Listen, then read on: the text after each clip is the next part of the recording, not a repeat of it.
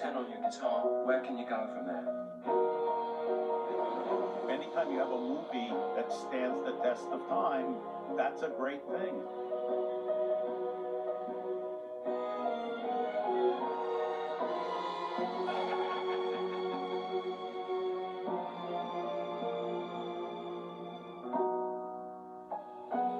I'll see you. Not if I see you first.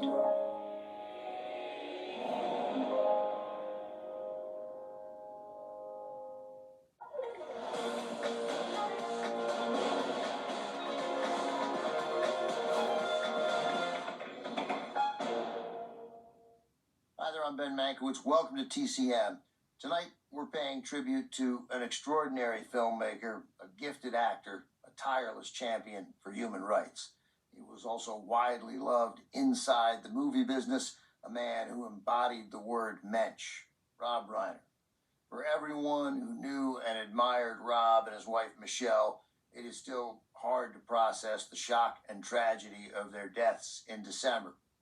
Rob Reiner was a fixture in the TCM community. He was the first host of The Essentials back when the franchise began in 2001. He also served as a frequent guest at the TCM Classic Film Festival in Hollywood, including just last year when he joined Kathy Bates on stage for a special 35th anniversary screening of Misery, then shared the stage with screenwriter Aaron Sorkin for a 30th anniversary showing of The American President. As a producer and director, Rob leaves behind a remarkable and remarkably versatile body of work, including many films that became instant classics. He had a run of success from 1984 to 1995 that's reminiscent of the best directors in Hollywood history, making, among others, 7 films that are now undeniable classics. It started with his big screen directorial debut in 1984, the satirical documentary This Is Spinal Tap.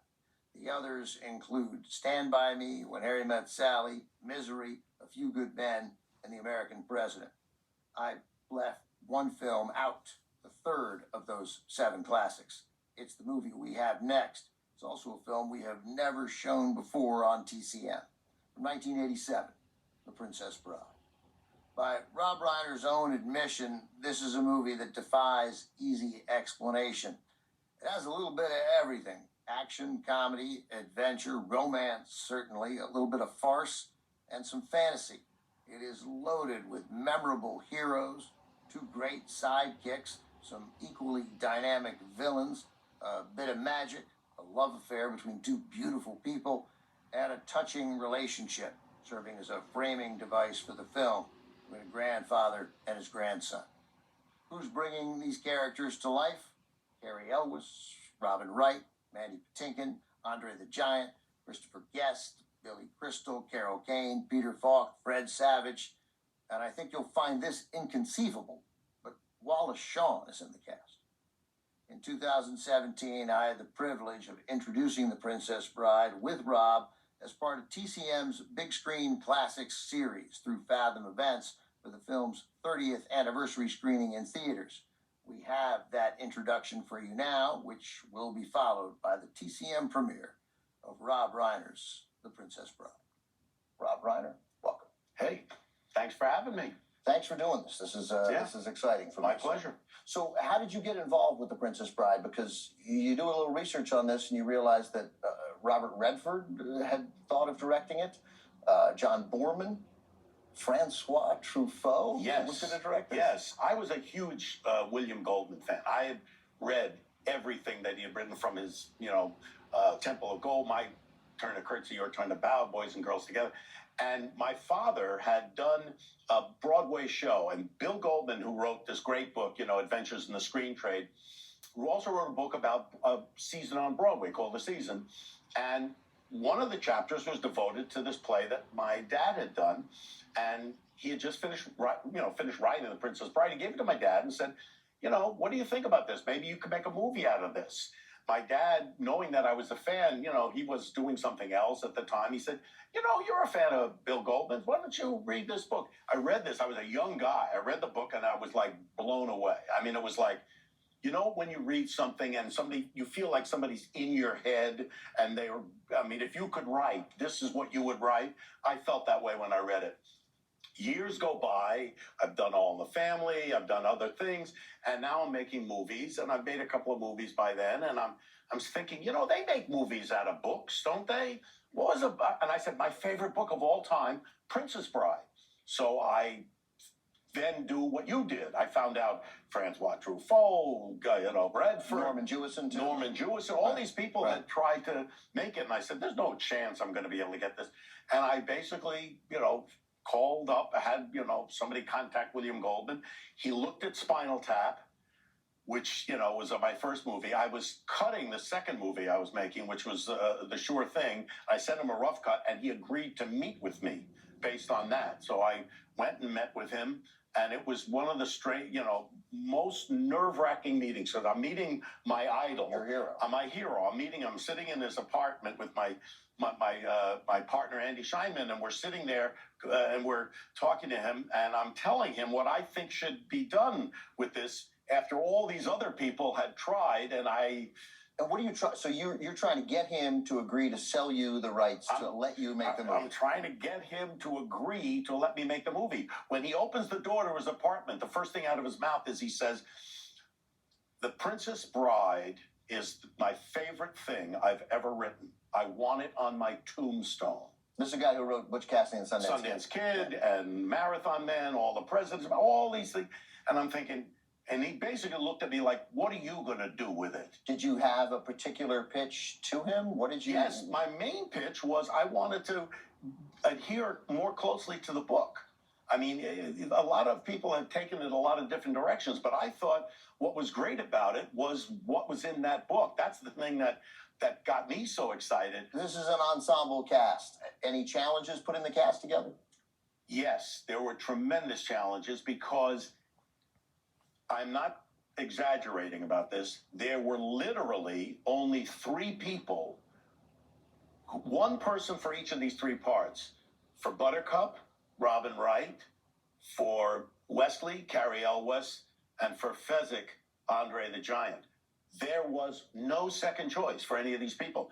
And it's not like when you're casting the part of a giant, you can throw a stick and hit 50 giants. Right. I mean, it's a tough part to cast. So if we don't get Andre the Giant, I don't make the movie. And you met with him. I met with him. I was trying to track him down, and he's all over the world wrestling. And Andy Scheinman and I had just gone to Ireland to scout the Cliffs of Insanity, the Cliffs of Moher. We get back to our hotel in London. There's a message for us saying, you can meet Andre the Giant. He's going to be in Paris tomorrow, and he'll be there. And you can go right back to the airport, fly to Paris, check into the hotel. The next day, we go out for a little bit. We come back to the hotel. The guy behind the desk says, there's a man waiting for you at the bar. We walk in, and there's a landmass sitting in a bar stool, just like it's described in the book. And I met with him, and I had him audition, and I couldn't understand a word he said. And I thought, what the heck? But he's the only guy I could use. So I taped his part, and I sent him a cassette. And he listened to it over and over, and he got it, and he got it great. And I didn't have to loop him at all. I didn't have to replace his voice. What about Robin Wright, who is now a gigantic star? What about Robin Wright told you that she had to play Buttercup? Well, in the book and in the screenplay, Buttercup is described as the most beautiful girl in all the land. So you start with that. Right. You have to get an incredibly beautiful girl who's 21 years old. There are a couple of those in Hollywood. Yes, I just want to point that out. But they have to have a really good English accent, because I wanted to have that kind of fairy tale, King Arthur kind of feel to it.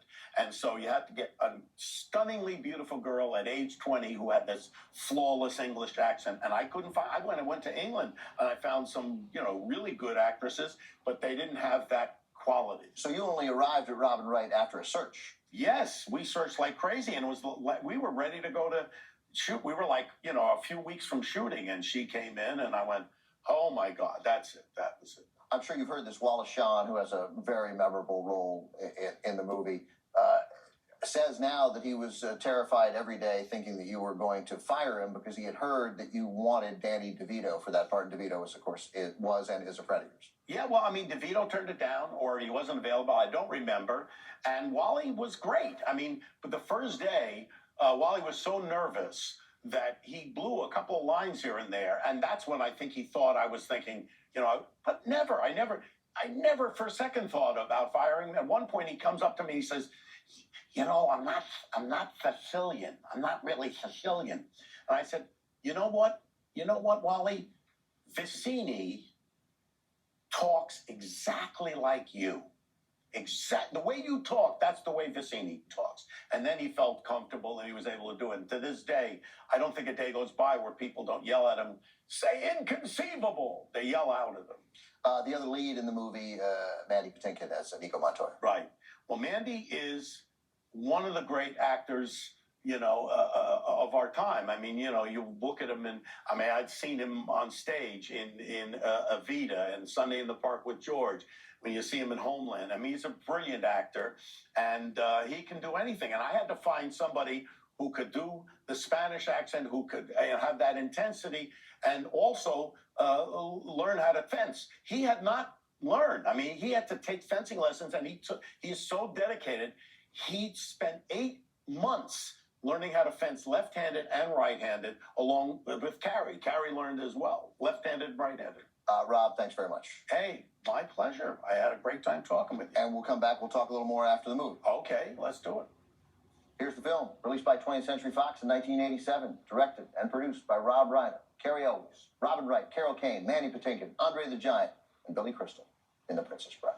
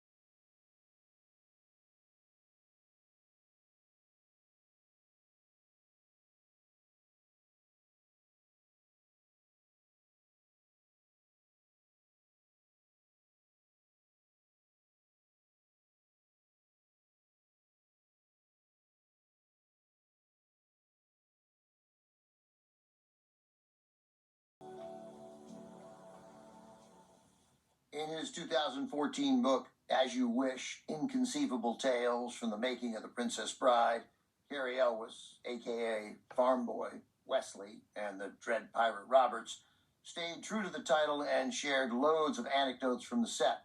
For example, according to Carrie, the scene with Billy Crystal riffing as Miracle Max was great fun, but also one of the hardest scenes to shoot because there was so much laughter ruining the takes. Laughter mostly coming from the film's producer and director, Rob Reiner.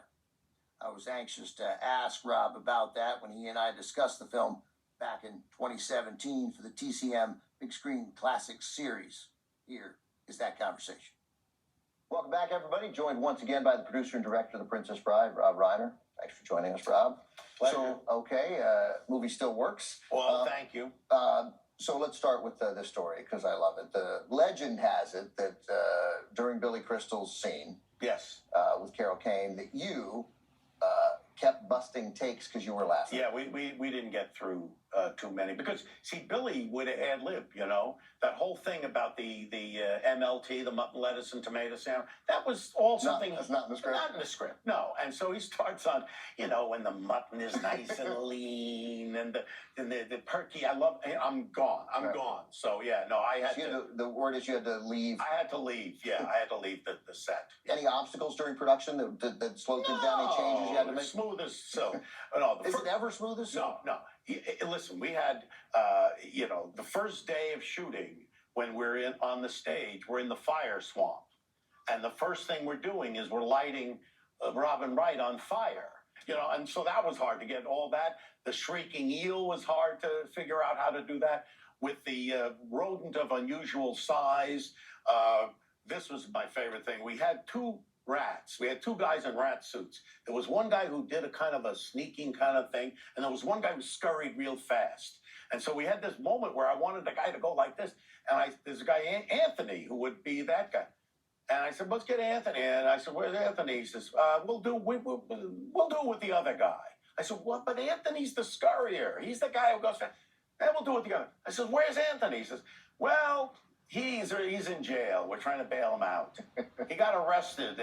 You know, he's going through a divorce with his wife, and they owned a kennel, and he burned the kennel down. So that was a tough day with the rodent of unusual size. Burned the kennel. Yeah, that was it. Where'd you shoot? We shot all in England. The whole film was shot there.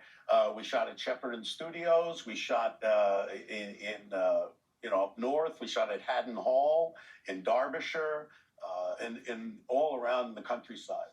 Any interference from the studio? Any executives giving you grief during it, or were you left pretty much to make this as you saw fit? Because I was lucky. I had Norman Lear, who has always been, you know, like a second father to me, and he was the one who was, you know, helping finance the film. And I had done, you know, a Spinal Tap and The Sure Thing and Stand By Me with Norman, and so he put faith in me and let us make the movie. And we're way up in the northern countryside of London. We're at Haddon Hall at this, you know, the castle was built in 1086 for William the Conqueror's illegitimate son.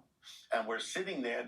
Now 1,000 years later. William the Conqueror had an illegitimate son? I believe so. Well, you know, scandalous. There wasn't DNA in those days, so we're not sure. But anyway, there I am with Mandy Patinkin and Chris Guest, and the three of us are in this big banquet hall inside Haddon Hall, and we start singing a 3-part harmony to "What's Your Name? Is it Mary?" Or it's a Don and Juan song, and I'm thinking, this is bizarre. You know, did William the Conqueror's illegitimate son ever think 3 guys were going to be singing that song in his dining room ever? I've talked to 3 members of the cast briefly about The Princess Bride: Carrie, Billy Crystal, Carol Kane. All of them say that it was one of the great experiences of their lives. And then reading is this, you read about it, and you were having dinner most nights with Kat. You'd all eat together. We hung out. We were all together. I mean, we were from, you know, America. We had to go, you know, and so we all hung out together. It was a great time. That was Rob Reiner back in 2017 discussing the challenges and mostly good times he had making his 1987 classic, The Princess Bride. We are paying tribute to Rob tonight with a lineup of several of his best films from the 1980s, which were also among the best films of the decade. Coming up, Billy Crystal returns in another classic comedy directed by Rob Reiner, this one written by Nora Ephron and co-starring Meg Ryan. When Harry Met Sally from 1989 is next on TCM. Next on TCM, When Harry Met Sally.